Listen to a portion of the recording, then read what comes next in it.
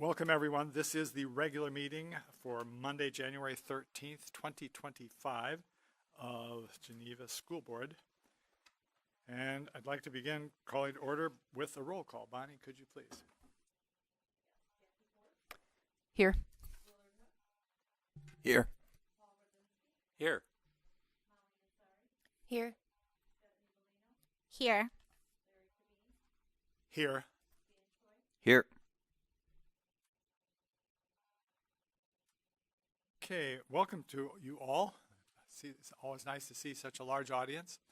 We'll go directly to the pledge, which I will lead. The flag is in the corner.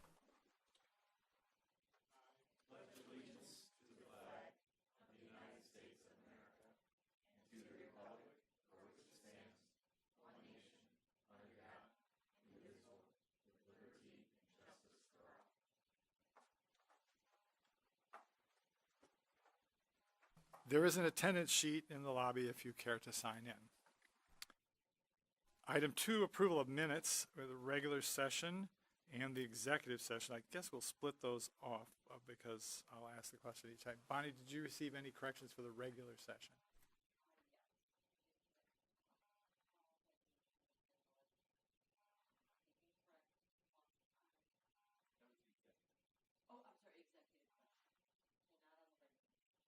Okay. Are there any corrections for the regular session at this time?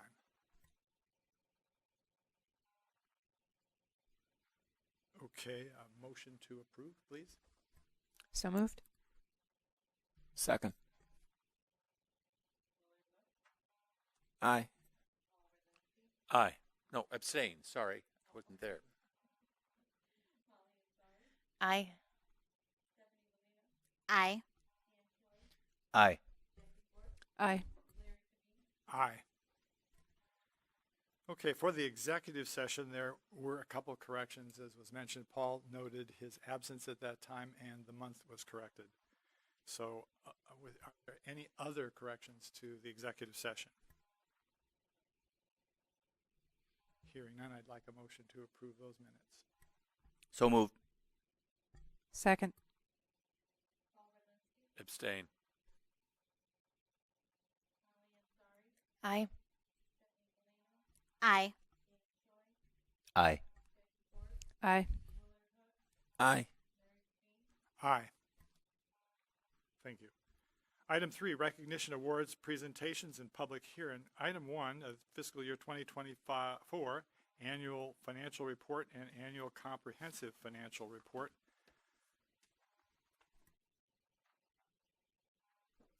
Scott. Todd, Yes, you I'd want like to give to an introduce our auditor, Scott Denser from Whipley. He's our lead auditor, has been with the district for quite a long time, very versed in our finances, and he's here tonight to present to the Board of Education.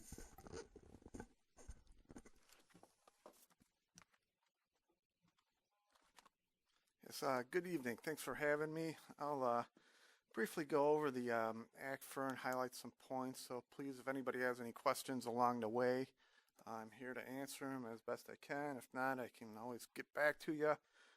But let's just start off right away. Again, the district did take the time and did the best practice of putting the ACFR together again for fiscal year 2024. So, and they did win and this is something the ACFR has been doing for quite a long time, and it's above and beyond, the normal, the regular regulatory requirements that you have to abide by. So when we look back at the last year's ACFR, was submitted to ASBO International for the Certificate of Excellence in Financial Reporting. The district did receive the award. I believe Todd will submit again this year, and we believe this year's report meets all the applicable requirements. There's new stuff, new standards every year that we tweak the reports, and that we got to keep up on. I just want to say this is an award in financial reporting. So it just means that the ACFR contains all the appropriate schedules, statements, the accounting basis is correct, all applicable governmental accounting standards are accounting for. It doesn't take into account any financial performance, budgetary performance, doesn't look at that. It's just strictly how you report. So again, I believe that this year's report does meet all the requirements again when we submit. Starting on page 1, I just want to go over the opinion a little bit. Page 1 is the first page in the financial section. We issued an unmodified opinion, otherwise known as a clean opinion. Basically means we believe these financial statements fairly represent all the material transactions that happen during the year and are accounted for in these financial statements, and there's no material adjustments that should be made to them. That opinion covers the basic financial statements in the front of reports and the notes to the financial statements and some of the RSI. It does not cover the audited or the statistical section. A lot of that comes from different sources. A lot of it's derived from audited financial statements, but we don't audit that statistical section per se, and we do have an in relation to opinion on the individual fund and combining statements in the back of the financial section. So it's a standard report, issued the highest level of report you can get, the best one. No modifications or qualifications to the report. Any questions so far?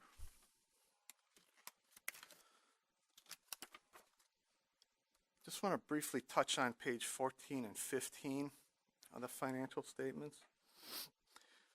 These are what are considered the government-wide financial statements.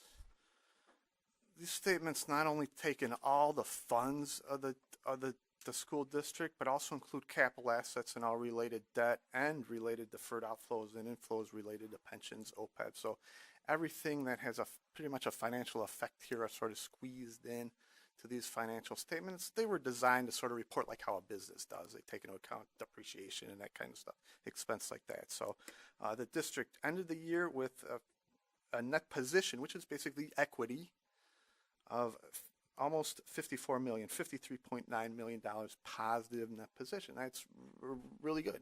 If you can believe it or not, a lot of school districts in Illinois, when we put these schedules together, could have a negative net position related to how much debt load they're carrying, the age of the buildings, pension, other stuff. So it's definitely a good sign when you have a positive net position. And I'll talk about that a little bit later when we get to the back of into the stats section a little bit. Page 18 shows the income statement for all the governmental funds of the school district. General fund will encompass the ed fund, O&M, working cash, tort, for sort of combined together. And then across all funds, we had a net loss of about almost $2 million net loss across all funds. But when I was looking at the report, that included about $10 million in capital projects out of the capital projects fund. That's sort of a non-operating fund, I would say. So if you take out that, we had a net income. The district did end up June 30th, 2024 with a fund balance of $82 million. And that when I do a ratio on it, we always look at ratios and stuff, and the fund balance to expenditure ratio is about 56%, almost 57%. So that's a pretty healthy fund balance, definitely at the end of the year. So I think you're in good financial position, shape right now. $82 million fund balance on about $145 million of expenditures across the funds gets about 56 fund balance. Just want to say that June is always a pretty high month for cash and fund balance because you get the yearly taxes come in. You haven't spent, those will spend down. July, August, September until you get the second installment. Revenues don't come in monthly evenly. So June does usually present a high month.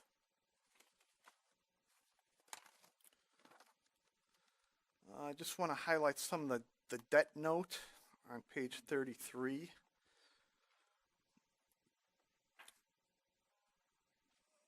The district ended the year with about $86 million worth of bonded debt. I think they made principal payments for about $9.7 million dollars. So the district continues to pay down its bonded debt. And I was looking, looks like you have 7 more years on the retirement schedule of about $14 million principal and interest per year until that current bonded debt is paid off. This chart on page 33 also includes the district's portion of net pension and net OPEB liabilities. Just want to point out the portion for the TRS net pension liability of $3.6 million, and then the net OPEB liability, THIS, is about $11 million. Those are only partial amounts of the total liability related to the certified staff of the district. There's a state portion that's shown back in the required supplemental information that shows the state portion of the liability. So those are only sort of your current portion of those pension liabilities. The state portion, especially for TRS, is much greater.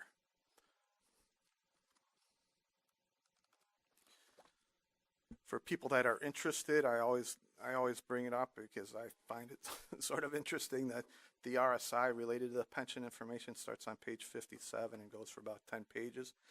Covers IMRF, TRS, THIS OPEB, and the district OPEB plan. So it gives 10-year data.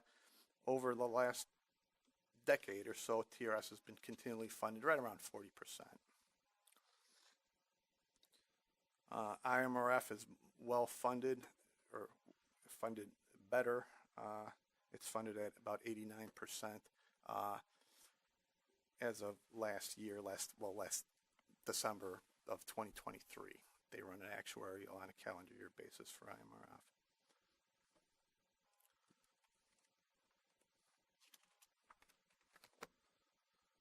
When you get back to the, I just want to touch on the first stat table.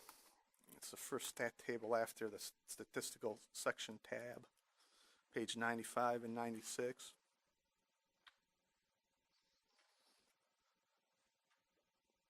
One of the good things about putting together the ACFR is that we do have this historical data, and it shows trends. And this is trends, the government-wide trends of the net position. And as you can see, starting in 2018, it has continually improved. That means the overall health of the district has improved. Part of that has been paying down debt. Part of it's, part of it has to do with the pension liabilities and kind of stuff. But overall, it has been improving. 2018, if you notice, it went way down. It went 32 positive to 31 negative. That was due to a governmental accounting board standards that was implemented related to other post-employment benefits. That was a THIS got entered that year and took a big hit to that. Went on the government-wide financial statements. That's why it dropped there. But it's been continually improving. So that means, overall, the health is improving. That being said, everybody I think knows we are in some trying times right now, and there's things to look at in the future. For instance, any ESSER funding that you've gotten in the past few years that is gone, it's dried up. That's no more, so you won't get any of that excess funding for any of those type of projects. Inflation was here and was high, and it stayed, and the prices sort of got reset. So costs have definitely, and you've seen that, costs have definitely increased over the past several years, and I see it's a little bit of a different swing right now. Districts are really concerned moving forward. It was even at the start of COVID, those years were good for a lot of districts because expenses went down and excess revenues came in to the district. But now we're seeing that it sort of swing the other way, and there's going to be some headwinds coming. But like I've mentioned before, I believe the district is in a good, financial place. I don't have any comparisons to neighboring districts. That would be you do have some neighbors right around here that are similar in size and scope and do the same type of thing, so that we get to see exactly where you were out. That might be a good exercise for you to do. In addition to the ACFR, we did prepare the annual financial report as required by ISB. We will submit that through IWAS later this week. I usually do them at the end of the week. I do all the ones we get done. So we'll file that with ISB, so the regulatory requirement with the AFR will be done then. Is there any other questions? Any questions related to the financial statements or the results? Just want to thank Todd and Adrian, especially for putting this together. There's a lot of work. There's a lot of information. It comes from a lot of different sources, and it's extremely comprehensive and labor intensive to get it to put it together. But again, you guys follow in financial reporting practices. This is the highest standard that you can report to the public and your constituents. Thank you very much. If there are no other questions. All right. We'll be approving this later in the meeting in the pending action section. So thank you very much, Scott. Okay. Thank you for having me. Thanks, Scott. Okay. Number 2, the preliminary technology capital plan, something that I know you all have a lot of familiar with given what just took place, but we have a somewhat summarized report coming forward, I believe.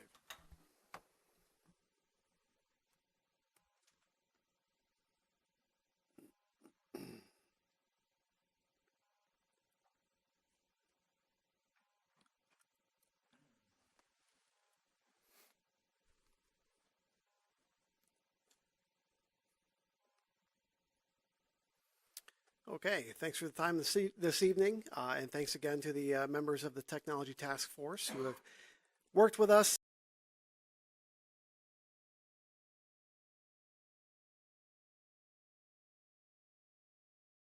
About to see.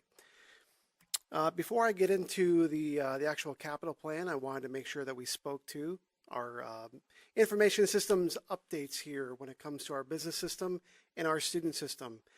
These are the two systems that really are the foundational items for operations in the school district, right? On the business system side, we have our HR office team. That's their primary system of work, as well as our business office here. So all of payroll, finance, accounts payable, all that's done through that system.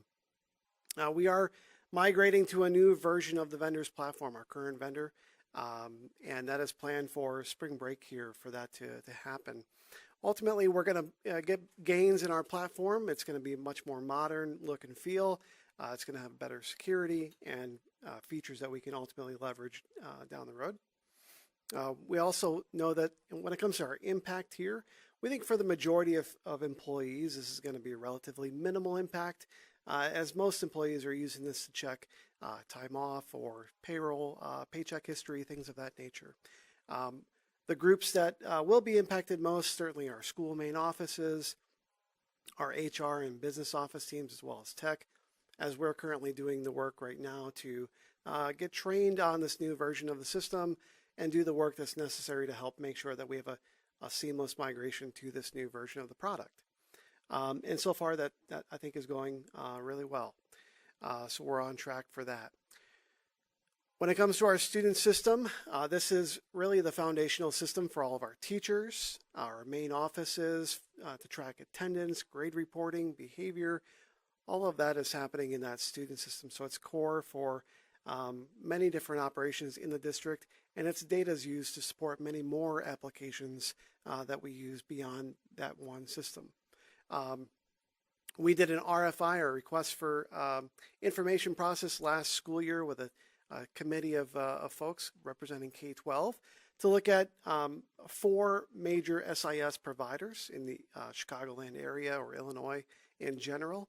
And we ultimately landed on 2 finalists that we brought forward for a more in-depth review and evaluation this school year, where we have roughly 40 staff members involved at different levels in this review process.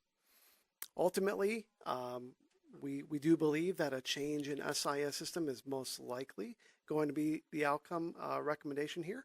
But again, that will be up to the committee to help work through and make a determination on. If we were to make a recommendation to purchase a new SIS system, that would be looking to implement a go live in 26-27 school year, giving us roughly a year to implement the data conversion, migration, and start the training process to get onboarded to that new system.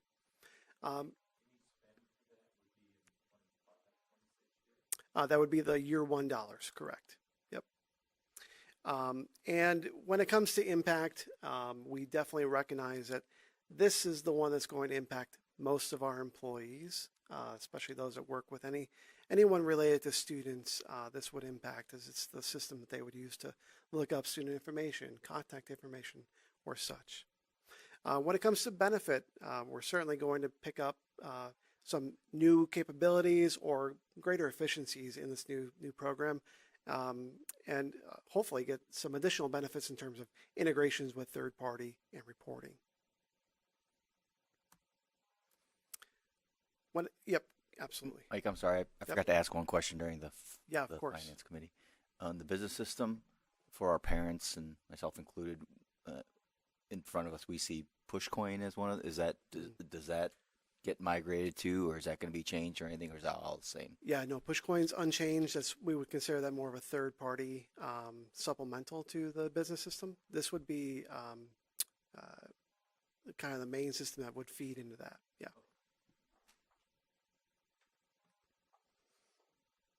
Any other questions? Yeah. You spoke of inefficiencies or efficiencies that were. Can you specify what those are? Because I know it's generalities, but can you give us some ideas of what you mean by inefficiencies to justify, some of these things that you're talking about? Yeah, absolutely. So one of the biggest areas I think that we're looking at is this review team is in the scheduling area, looking at how we can see, graphically what a schedule might look like for students across the board when you're a middle school or high school, trying to understand where conflicts are. These systems potentially give us greater insight into where those conflicts may be, which could significantly save some time in preparation here. So we have that capability potentially with these systems. Yeah. So the current system cannot do what you're describing. Is that what you're saying? Not as eloquently as some of the newer systems. Correct? Eloquently. I'm sorry. Yeah.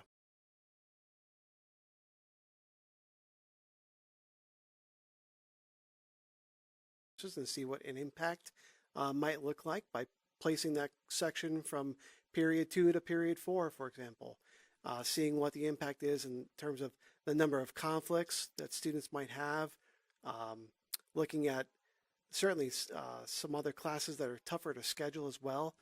We're able to do those in this type of system that we're not able to do in our current system. Do you think it's also fair to say, Mike, probably several, there are a lot of small ways where the current system, it's just an older system. Yeah. So it works like a system like that worked, 15 or 20 years ago. It was the same system when I first came to the district. And so there's some things that might now in this system for a teacher or for a secretary take 20 clicks, and you need to know how to go here and how to go here and how to go here. And then hopefully you know somebody who knows how to run one of those reports, and the new system will be, to Mike's point, much more intuitive, much more modern interface, and a lot easier for some of those daily things, even like teachers who take attendance and some of that kind of stuff. Does Absolutely. that sound right? Yeah, and I think another area, if I could, when it comes to integrations with third parties, I think we're going to see a benefit with either of the systems we're looking at over the current system. One example of that is when it comes to state reporting. Both of the systems that we're looking at in this process support a web-based submission or more of an automated submission process, whereas today there's a lot of manual intervention in downloading and prepare files and submitting those as well. So that's just an example where they're basically leveraging more modern techniques to get the data across. I have one more question. Sorry. Yeah, absolutely. So Are these efficiencies or I should say enhancements, are they, how you say, is there AI involved with in terms of helping the workflow to increase? I mean, I'm just saying in a sense that that's where we are right now, even with, Microsoft Word. I mean, it has AI capabilities. So are those some of the enhancements that are part of the new system or not? Yes, we've actually seen some of that demonstrated in some of our review process today. And I will say in terms of, to Dr. Barrett's point previously, the system we're using today, and we mentioned this during the Finance Committee, but we implemented back in 2006-07, and several years ago it was acquired by another company. And really since that point in time, development in terms of new capabilities, new features, new experience really has not happened. And so where is the greater likelihood that we're going to be able to leverage that sort of technology advances? It's going to be in a newer system, not what we're using today. That's a great point. Any other questions when it comes to these? And again, if there is, this committee is looking at this, they're asking those questions too in terms of what can we do today or not be able to do today that we would be able to do in either of these systems, and really trying to determine if a recommendation to move forward with a new system does make sense for the district. And if it does, we would certainly come to the board for discussion on that topic.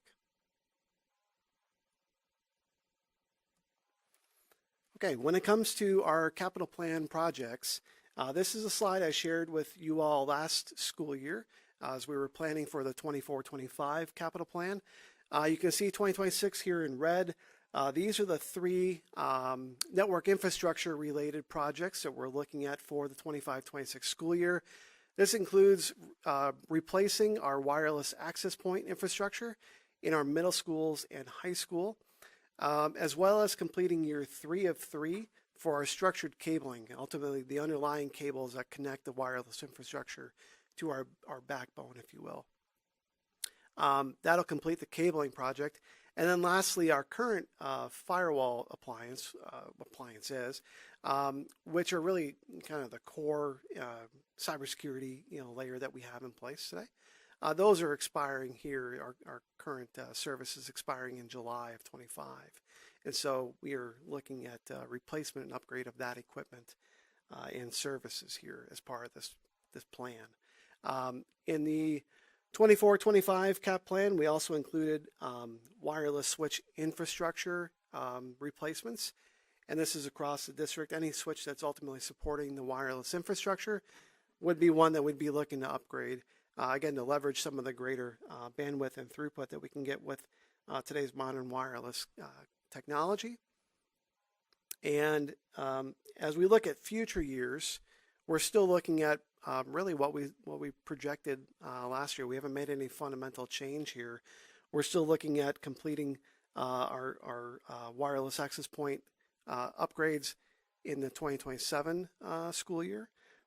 As well as looking at additional network switch infrastructure for all of the other switches in our network that support wired connectivity and ultimately our core network here in the next couple of years beyond that.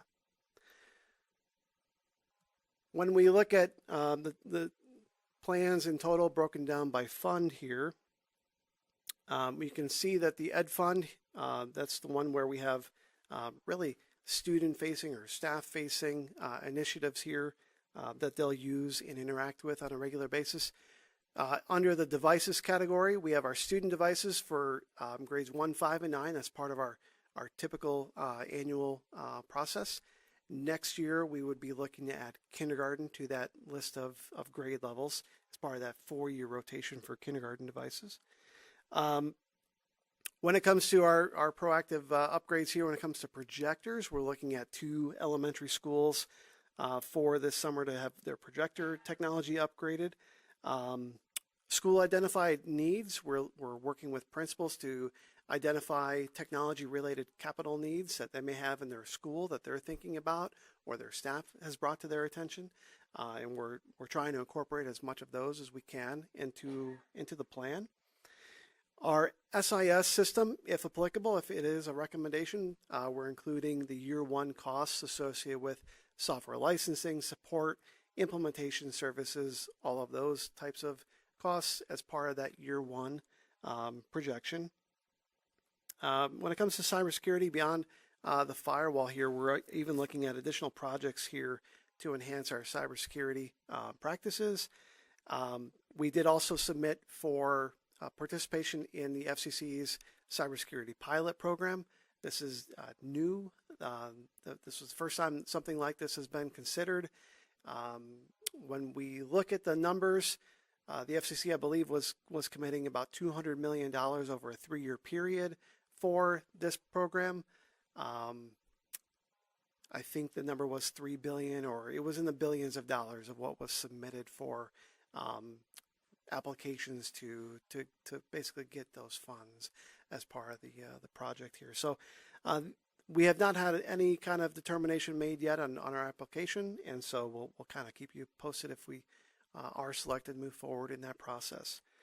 It would be very similar to the E-rate process in terms of how we would go about procuring and getting reimbursed for expenses related to that. And then the last item here in the Ed Fund category is the digitization of student records. So the paper records that we're maintaining in our filing cabinets in schools, we are looking to digitize that, much like we did last year with our special education records. There's significant gains for doing that. Number one, it's much easier to search and find records and ultimately share those as we need to when record requests come up. Also, it makes it more efficient in terms of disposal of documents when their timeline has hit to be disposed of. Not to mention the physical space that we're saving by being able to move these filing cabinets out of the locations they're in today. And the kind of peace of mind that we're achieving by digitizing these records to mitigate the loss of risk of fire or some other disaster like that. Questions? Yeah, absolutely.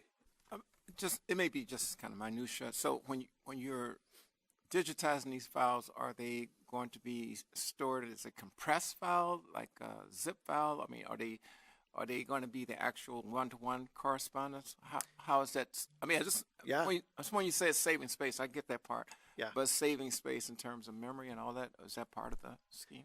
Yeah, so we use an online system to store all of that, and ultimately those get scanned in as really images, so basically PDFs, if you will, of all of those records. But the technology we're using supports character recognition, so we can do search on those, textual searches for that, so we can look up students. It will or any part of a record that's on that document. We can also apply additional properties to our documents.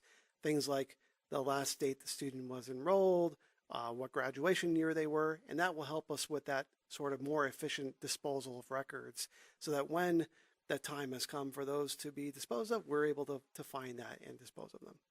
Yeah, really good question. And we did see significant benefit in the special education records in terms of time to find records and gather them. That's been a great outcome of that project last year. That just got me to thinking back in the day. I don't know how it is now, Andy, but do they still have to do Medicaid documentation?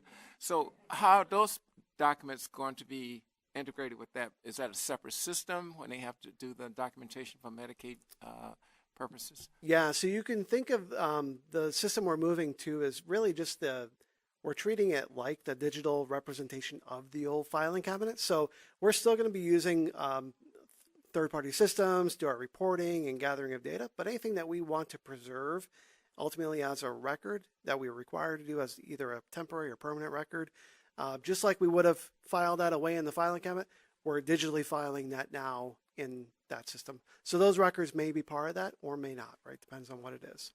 Yep. Yep. I had a quick question about, you said next year or next cycle we'll be changing kindergarten devices back in. Have we considered different options than a laptop for some of our youngest and smallest learners who sometimes struggle with carrying laptops. I don't know if the committee has discussed that or if you guys hear that as feedback from more than, you know, a couple parents that I've heard that from, but I just know like the pure weight of the laptop, the same that our high schoolers are carrying as what our little guys are carrying as well. Yeah, I mean, I'm not hearing as much feedback when it comes to the carrying of the device back and forth. I know we've had some that have shared that over time. I will say, really, prior to COVID, we used to have iPads in the K-1 classrooms, and we had conversations with our tech committee, several years ago about what that technology might look like or should look like, and what's the device that's appropriate for those grade levels. And ultimately, we did land on the laptop being the form factor of use. Districts solve that problem in many different ways. Some are using Chromebooks at that grade level. Some are using iPads. It's a combination or mixture thereof. But ultimately, what I think we're finding is that students are finding success with the laptop form factor, and they're able to use that device, that Windows laptop, which also then prepares them for additional grade levels beyond kindergarten. So I think at this point, it's been something that has been working, but has not recently been a topic that's been brought up as a need to look at. Okay, yeah, good to know. Yeah. Okay, on the O&M fund, I mentioned that in the previous slide where we talked about that work. And again, all of these projects here are E-rate eligible. And again, that means that we're eligible for potentially 40% reimbursement of the costs of eligible items that are there. So it may not be the total cost of all of those projects, but a good portion of those costs we're eligible for reimbursement on. So when it comes to dollars here on the Ed Fund, we're looking at just under 1.4 million for the equipment that's listed and services that are listed in those bulleted areas for the Ed Fund. On the O&M Fund, we're looking at just over $800,000 for a total technology cap plan of 2.2 million. Potential offsets here, we have Ed Fund offsets, which include primarily student fees as part of the enrollment process that we have. But additionally, we have grant funding that we were awarded that is included in that number as well. On the O&M side, that number, roughly 212,000, is kind of our best estimate at this point in terms of what E-rate might look like for reimbursement. We'll know more specifically what that number is going to look like as we get proposals in and see what the actual numbers are for the projects associated with that work. Ultimately, the net impact here, or the net potential budget, would be about 1.75 million for the 25-26 school year. Last year, I gave you these projections, and you can see the 2026 school year here highlighted. You can see that number, the gray line number, was just below $2 million. When we looked at the figures for this year and prepared what that would look like, we actually jumped just above that $2 million mark in total. As I mentioned in Finance Committee, there's a project that does really account for that shift most specifically. That's our firewall project. Costs for those services have changed significantly from when we purchased that equipment last in 2020. We had heard from other districts that those costs have increased significantly, and our budget numbers are telling that story as well. The real proof will be in what we get back in terms of proposals here later this month as part of or actually early next month as part of our E-rate process when we're asking for proposals on that equipment. So we'll know more what that's going to look like in just a few weeks. I still do feel pretty confident in our projections going out. Certainly the closer years I feel more confident in, but ultimately I think they're going to be similar to what you're seeing here. Any additional questions, thoughts, concerns? Yeah, sorry about that. No, you're good. So anything, yeah. So you were saying the older system is about 2006, is that correct?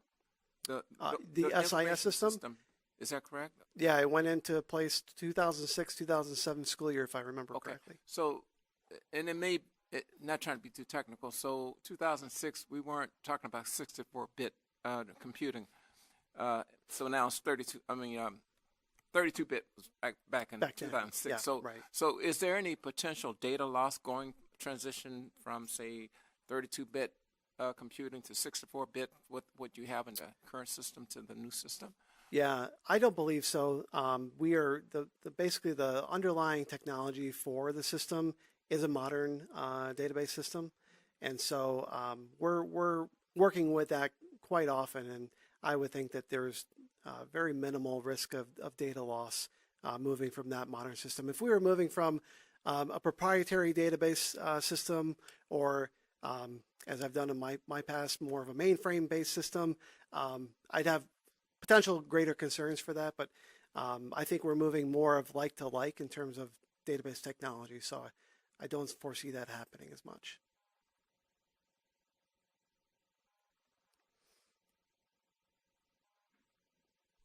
Anyone else have a question? Mike, thank you very much, and thanks for your good response to some good questions. Appreciate You're it. welcome.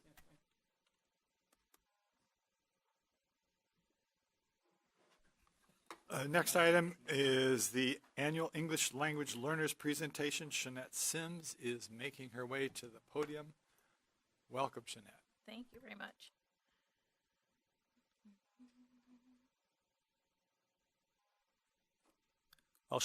While Shaunette's getting ready here, I'll just share quickly. Thanks to her for doing this. This is an annual presentation where she can provide us with kind of some of the nuts and bolts behind our ELL services here in the district, and then we'll have an opportunity. We were just talking today to follow this up with a couple other presentations, hopefully this year. With some teachers and students representing, this population as well. So, that's a nice picture. Yeah. Yeah. Sorry.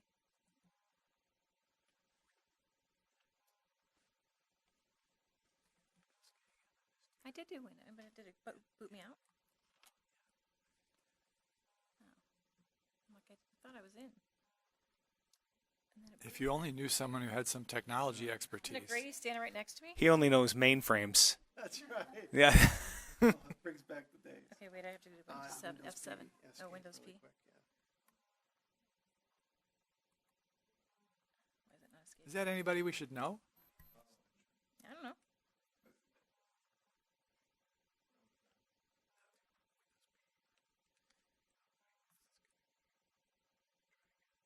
Why is it disconnecting me? I broke it. When you connect to your Windows P and duplicate.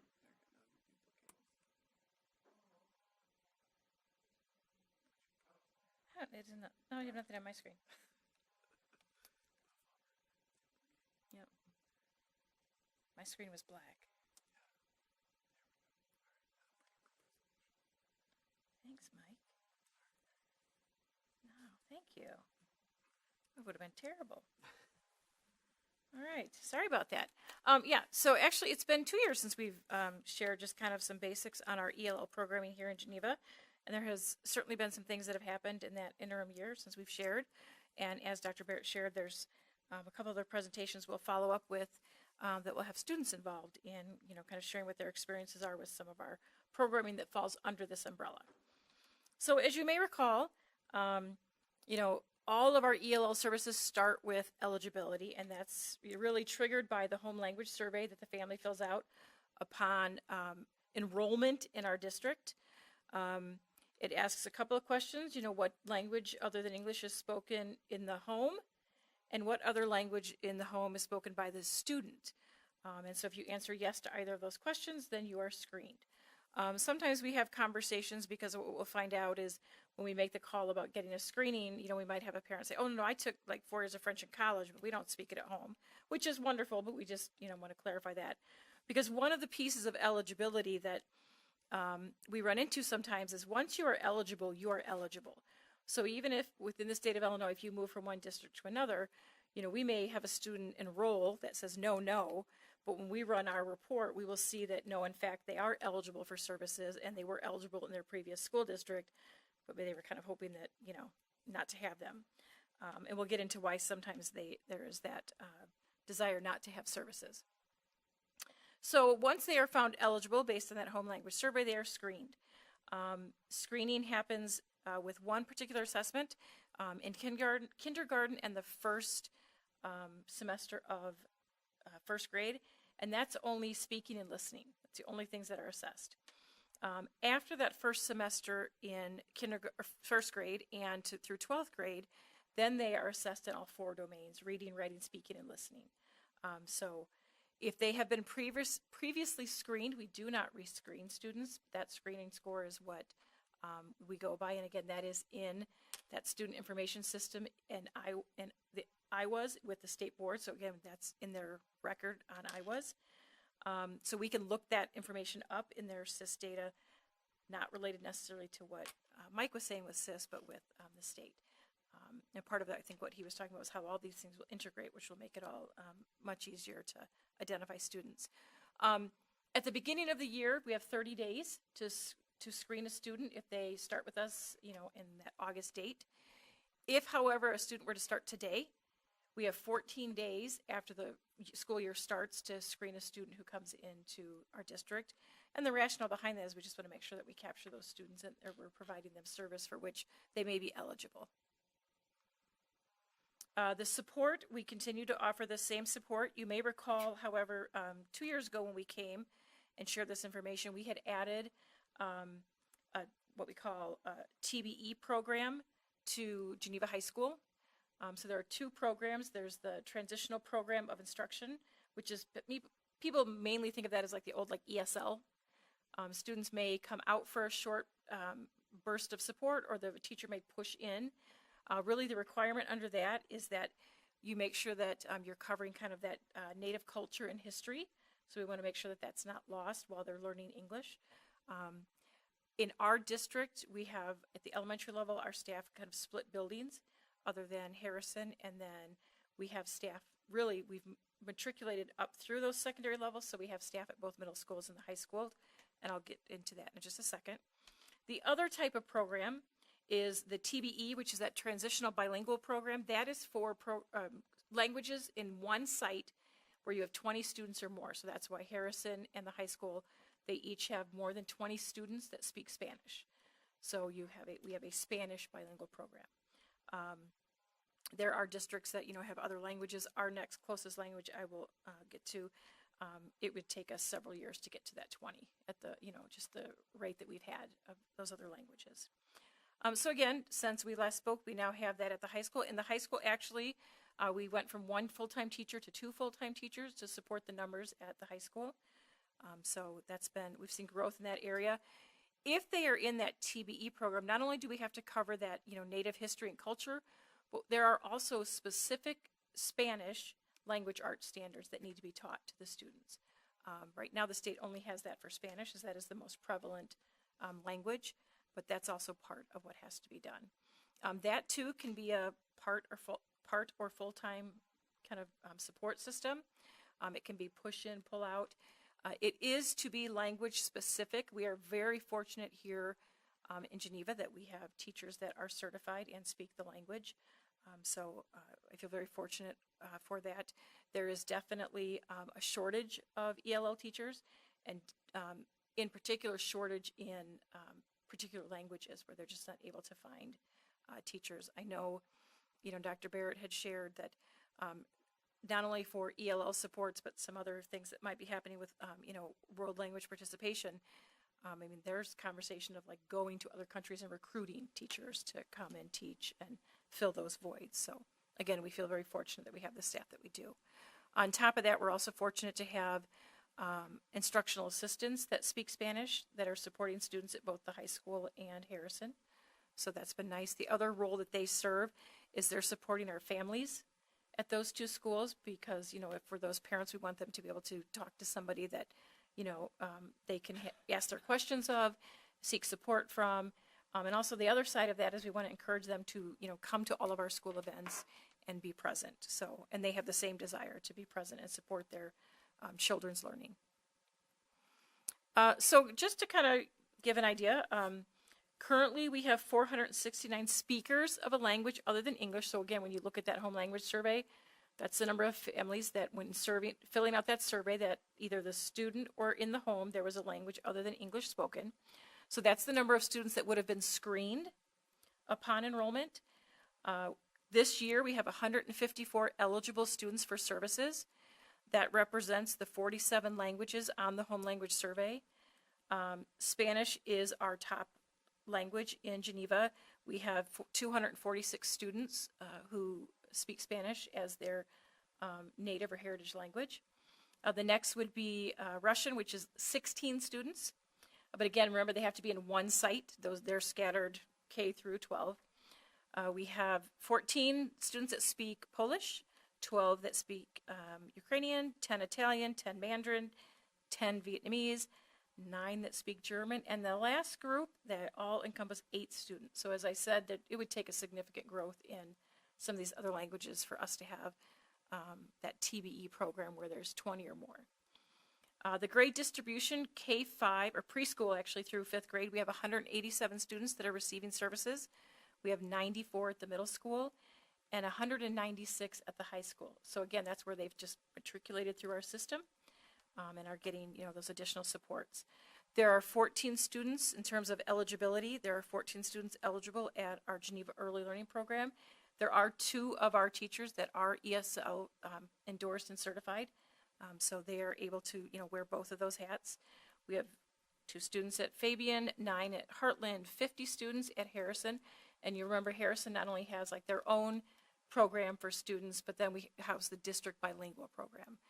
And so while the majority of those students reside within the Harrison Street School boundary, it's also open to all students in our elementary, and we have several that come from some of our other elementary schools in the district to attend the bilingual program. There are 12 students at Mill Creek, 7 at Western, 7 at Williamsburg, 15 at North, and 6 at South. And you may recall a couple years ago when we came, we decided we were going to start growing the numbers at South. A student who enrolls who speaks a language other than Spanish, we're placing them at South to grow numbers. And students who, for Spanish, who are screened who don't need significant services, we're moving them to South as well. Because North does have the Spanish bilingual program. And so for those students who need that support, they'll stay at North. And then at the high school, we currently have 32 students that are receiving services. One of the reasons when I mentioned that sometimes when families enroll in our district, they may leave that off, that they're eligible for service, is because of the access test.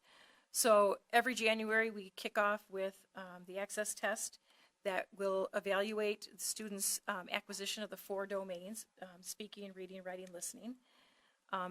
All eligible students must take the access. So for other tests, a parent could opt out, or they could say, my student's not going to take that.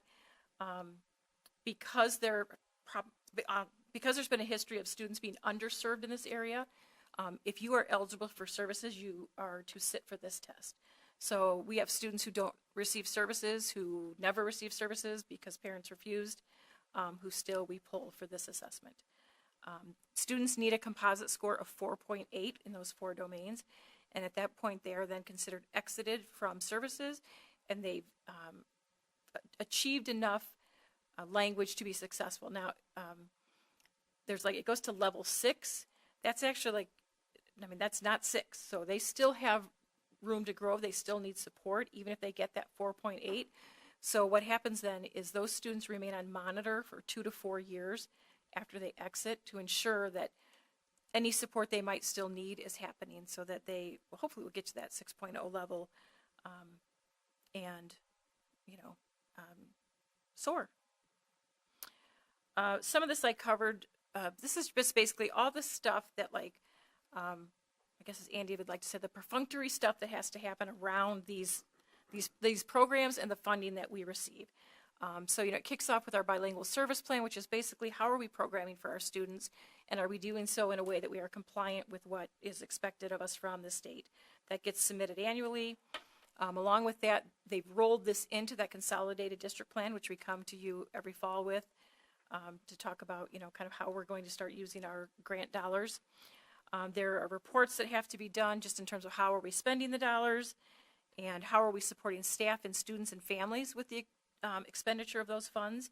We want to make sure that, all of them are getting, the benefit of it. One thing that is required is that our ELL staff are required to attend 2 professional development trainings a year. One, if you are a TBE program, must be in that language standards area. So that is something that we use those funds for. Again, there's expenditure reports and, the idea that, we then, after we've spent it that way, we then do a report called GATA where we, kind of discuss how it was spent and the impact it had on students. And then the other piece that we're quite proud of as a district is this progress to proficiency. This is a component of the school report card. It does account for 5% of the overall, value of our school report card. And compliments to our ELL staff and the support of our coordinator, Dee Newkirch. A student, once they're identified, they have 5 years to reach that 4.8. If they don't, they just recalculate, but that is the goal, is that within 5 years, students are exiting. Ampersand is because, or the asterisk is because if a student was in that cycle in 2020, they were given an additional year because of what went on in that year. But that score from where they start to ending at 4.8 is individualized for each student. And then again, if they don't make it, the target will reset within 5 years with a negative value. But what we are proud of is of the 121 students last year that took the excess score, the 254 students that took the excess last year, 121 of them,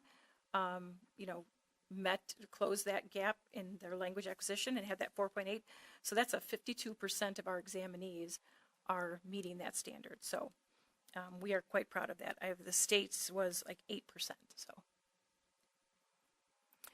So what's new since we spoke last? A couple things we're excited about.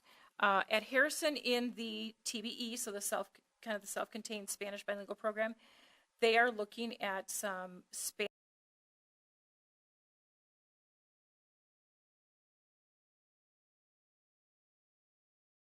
They've been trying to translate everything, and it's just such a lift that they're looking to see, is there something that is already in Spanish produced that they can use. At the high school, because we've seen a larger number of newcomer students. Newcomer student is a student who is coming to us, with very little language acquisition. Usually there's a delay in schooling. We have one student that came to the high school that had not been in school for 4 years. They are actually piloting a newcomer curriculum, which is a 2-period course to help them, acclimate not only to, school again, but also to ensure that, they have from, kind of the introductory language to succeed all the way into the academic language and coursework. So the other program that is going really well, and I would welcome any of you to stop in if you have a moment. One of the things we noticed over the years was that many of our newcomer students were really struggling to come to Geneva High School and jump right into a math course. So, there were conversations of, well, should they go to, a program that quite frankly was developed for our students eligible for special education services. And as we regularly say, being multilingual is not a disability. So we just need to ensure that we're, meeting their needs where they're at. So we have a wonderful math teacher who, when we were discussing this, was very excited. Mrs. Thill, Jen Thill, has taken that course on. And so the Spanish-speaking bilingual aide at the high school is in there with her to help with the language. And the goal is to get these students where they're at, ready for Algebra 1A within a semester, if possible. 2 semesters max if needed. This is a course students could retake, so if a student gets to that Algebra 1A, they're going to go to Algebra, or Algebra 1 Part B, then they could also get support. But We are very proud of that program, and Jen Thill is doing a remarkable job. So what's next? So next month, Mrs. Gina Thomas will be here with some students to talk about the Seal of Biliteracy program and the benefits students feel that that brings to them. And then in March, hopefully we will have, if you were here, many of you were a couple years ago when we were at one of the middle schools and we had students come and speak about their experience. We hope to do that again, to just have everyone hear from the student perspective, you know, what their transition has been. So, any questions? Hit the microphone. I was going to say, I wasn't on the board 2 years ago, but I was at the middle school with that presentation, so I'm glad to see that that's coming back. That was really inspiring. Yes, it was. Yeah. And I would say that the talk to text program is not ready for prime time. Something was going on there. Yeah. Usually it's really spot on. Today Yeah, it was not spot on today. it was pretty rough. Yeah. It was more like funny. Uh-huh. Oh, yeah. Not flying the plane with it. That's okay. Yeah. So that's a good thing. It's interesting, you know, to have that. We use these in classes, and you know, it's formal Spanish. I'm not sure what this is doing, and so you know, the students who are coming to us from other areas will tell us like that's not the right word, or we don't know what that word is. I'm not sure what this is doing right here, but hey, we're on the word this, so thank you very much. I feel like you have it set for Old English rather than. I don't know what it's set for. Is it from Canterbury Tales? Maybe, maybe. And I was kind of hoping in 2 years when I get to hear this again, you'll have the bugs worked out. Yeah, it's hopefully. Well, 2 years now.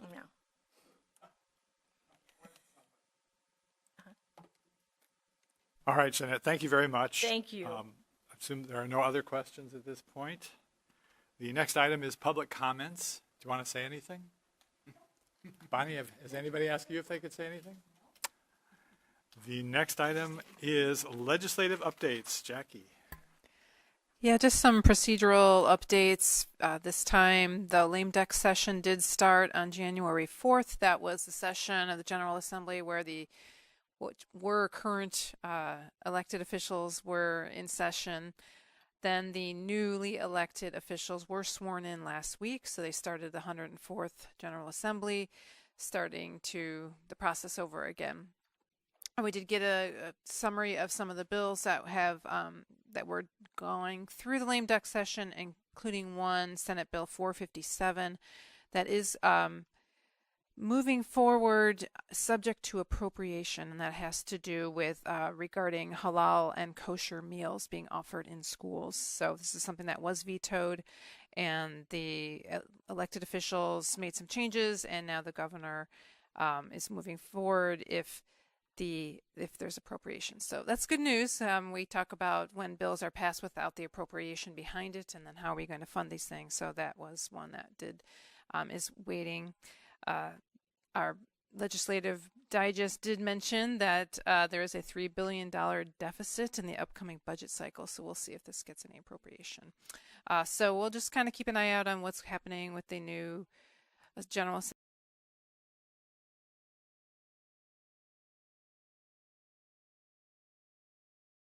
Jackie, next item is superintendent's report. Andy.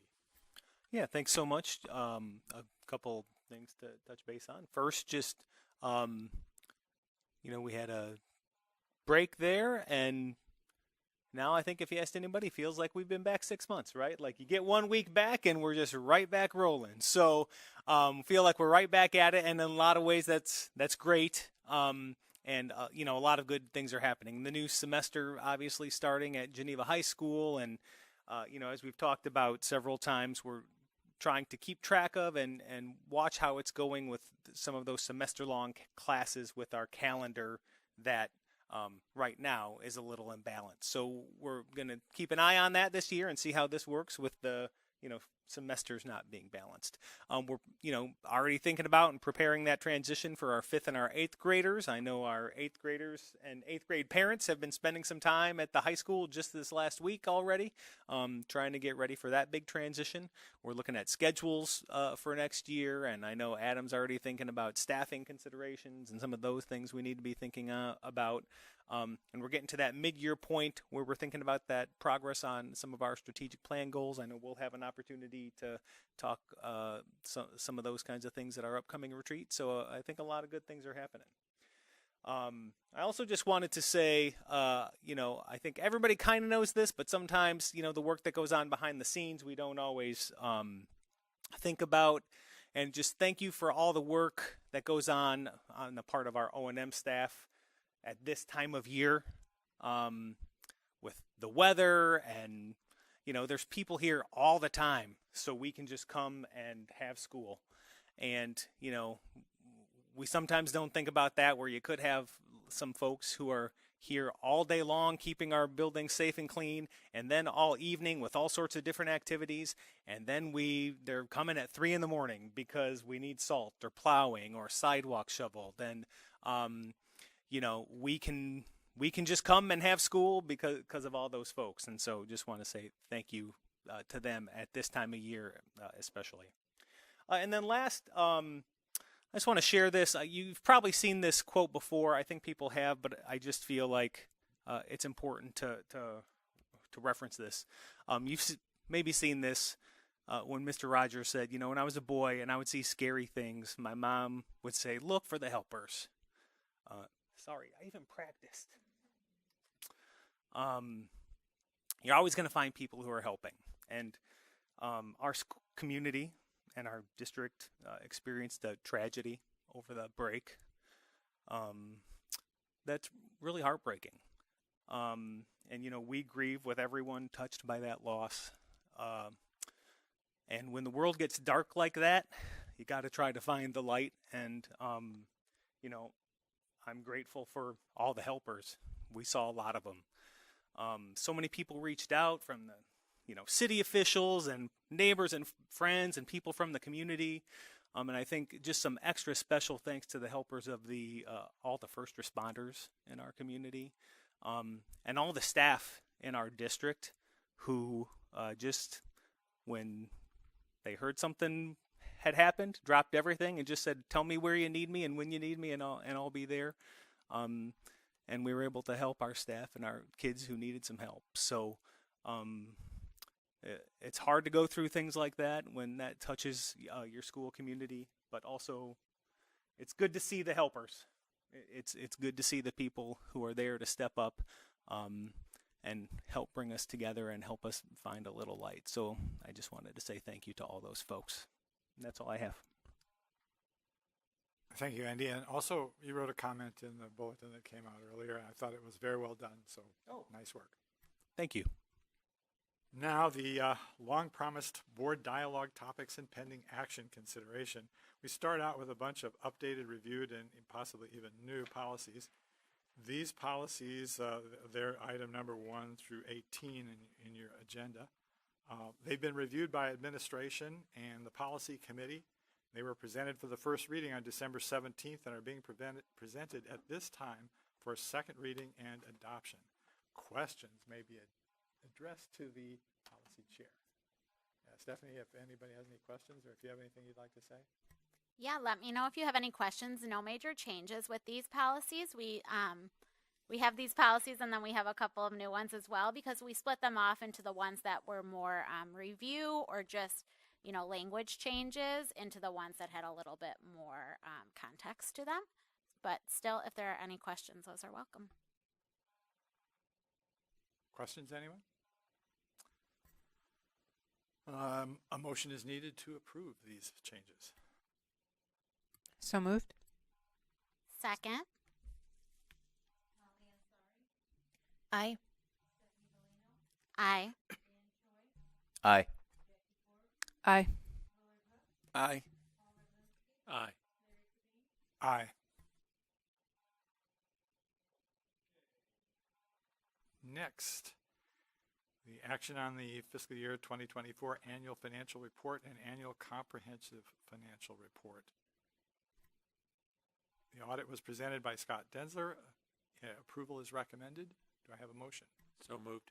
Second. Aye. Aye. Aye. Aye. Aye.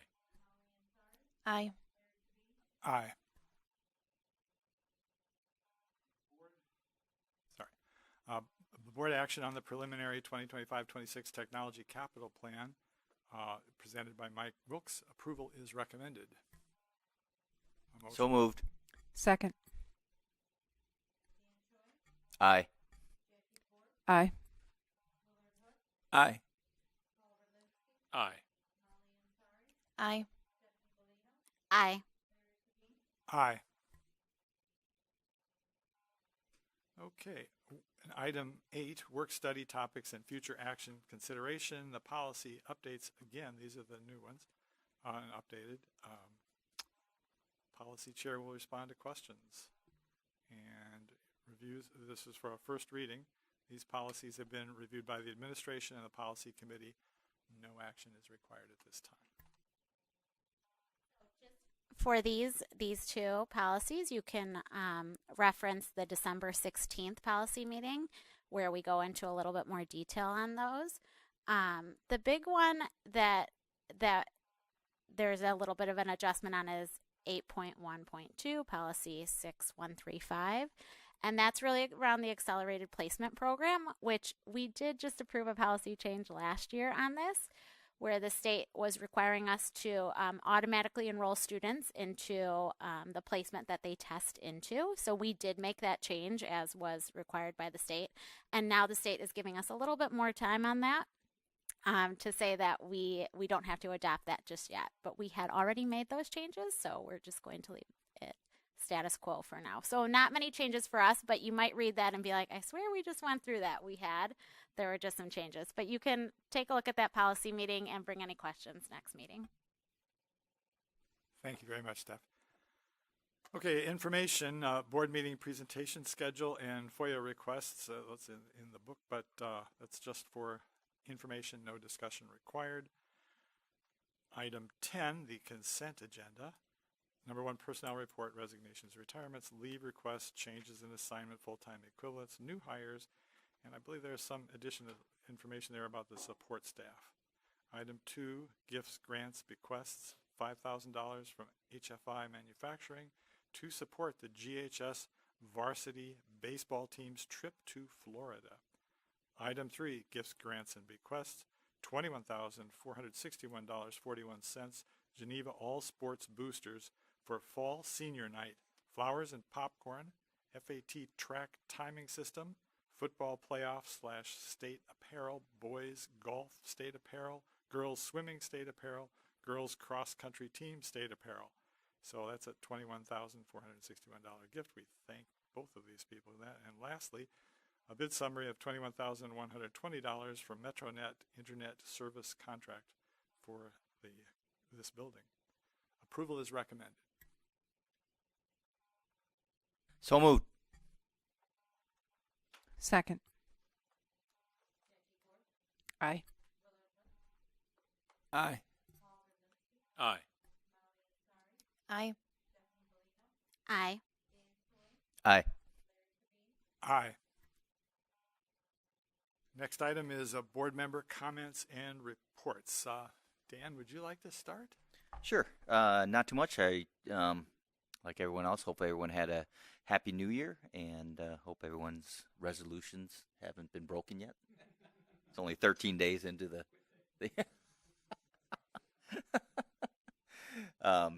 and then, yeah, I couldn't say it any better, Andy, what you mentioned in Superintendent's report. So I won't elaborate into that, and looking forward to all the new things that come with the new semester and the new year. So that's all I have. I think I will let my colleagues maybe speak more to the business tonight. I just really wanted to follow up on your report, Andy, and the loss that our community had. it's times like this that I think that we're really reminded of the support that is in the community. The hope is that we all know there's support anytime it's needed, but a student is a very special thing within our walls. It's a classmate, somebody you pass by in the hallway, a locker buddy, a project colleague, and the ripple is really felt throughout all the buildings. And I really encourage parents, teachers, staff, students, ask each other how you're doing.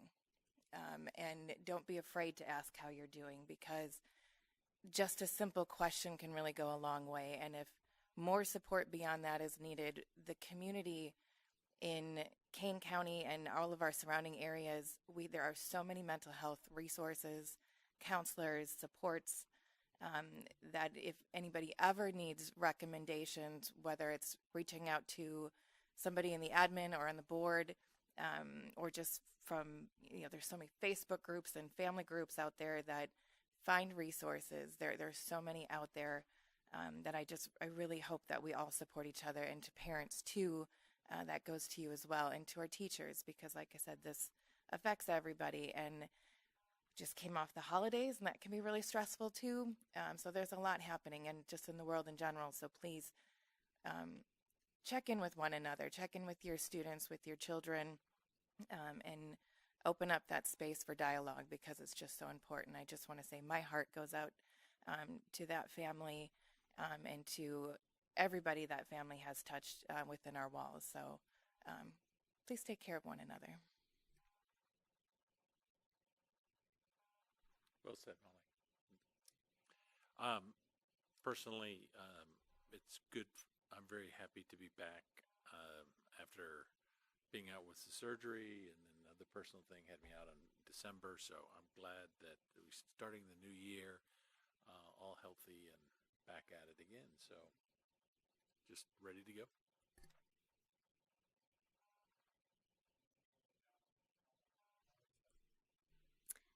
Thank you, Andy and Molly. I echo what you both said, and my heart goes out to the family and everyone in the community who has been working through the loss. I did want to welcome back all of our students, teachers, and staff. I know there's a lot going on in the district. Like Andy said, we get right back into it. Things just keep going on. Our O&M staff, I was thinking this morning as I nearly wiped out on a patch of ice that my O&M team at home is not as good as the schools. So thank you to them for keeping us all safe day in and day out. And I know right during finals we had a snow in the morning, and it was just rough. And those high schoolers in their first snow, I saw the deans out working with them, talking to police and all. Just thank you to everyone who you don't think like, oh my goodness, I have to deal with like hundreds of new drivers on the road right now. It's just like a lot of different aspects. So all those little pieces that go into running a school every day.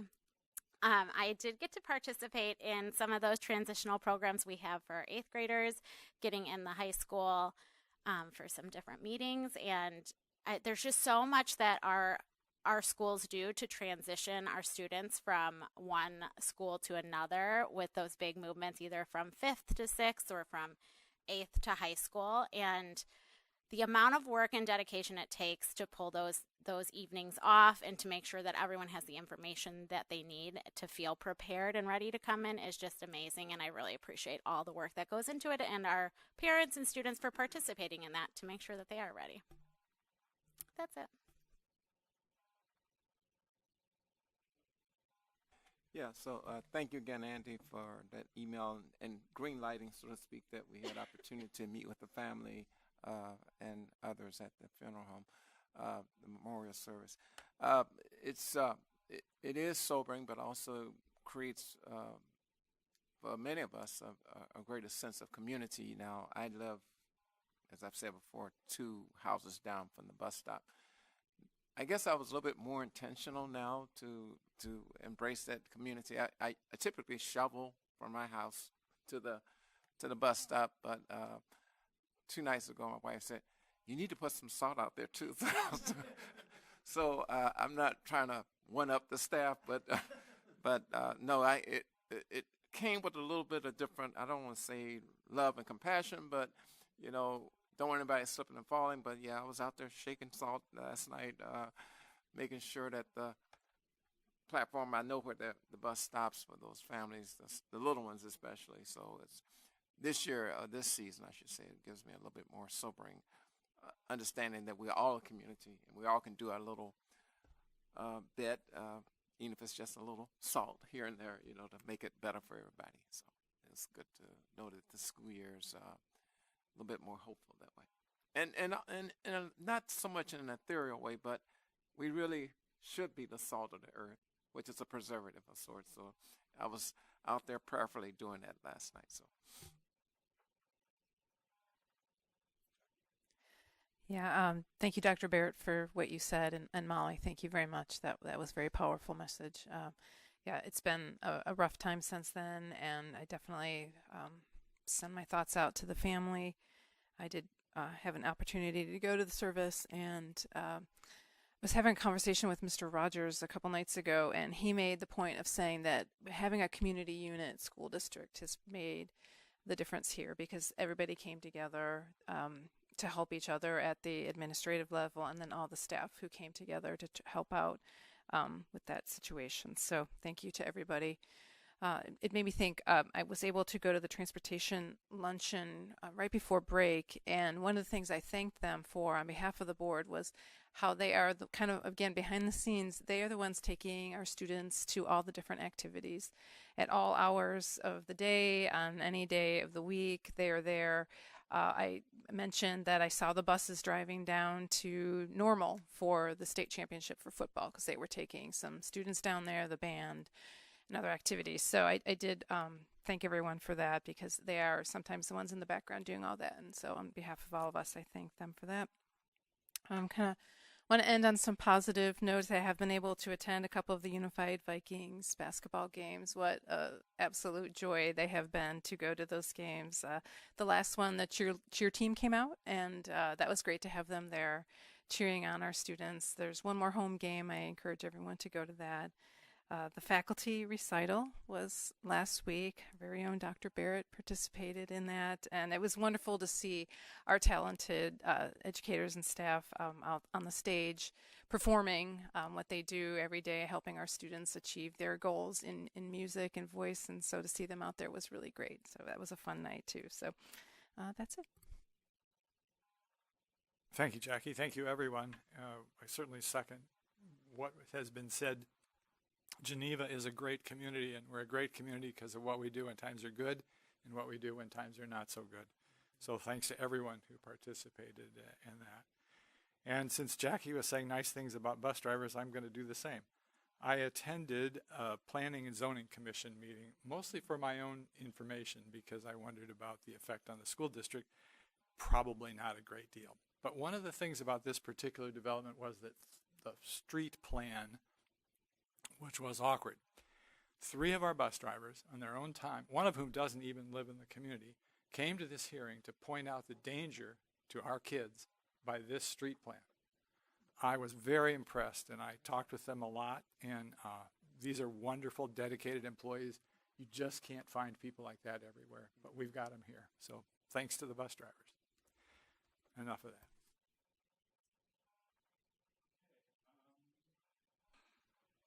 Anything else anybody has before I ask for adjournment? Silence. Could I have a motion to adjourn? So moved. Second. All in favor? Aye. Aye. Opposed, same sign. Thank you, everyone.